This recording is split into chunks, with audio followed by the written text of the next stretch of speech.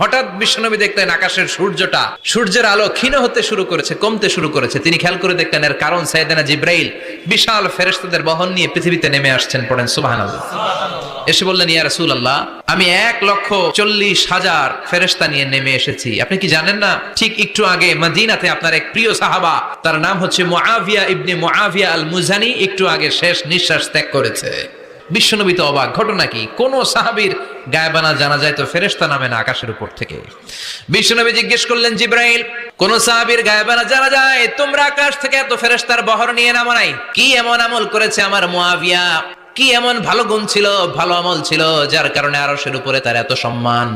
আপনার এই প্রিয় সাহাবী হাঁটতে বসতে চলতে ফিরিতে সব সময় পড়তো কুল হুয়াল্লাহু আহাদ আল্লাহুস সামাদ লাম ইয়ালিদ ওয়া লাম ইউলাদ ওয়া লাম ইয়াকুল লাহু কুফুয়ান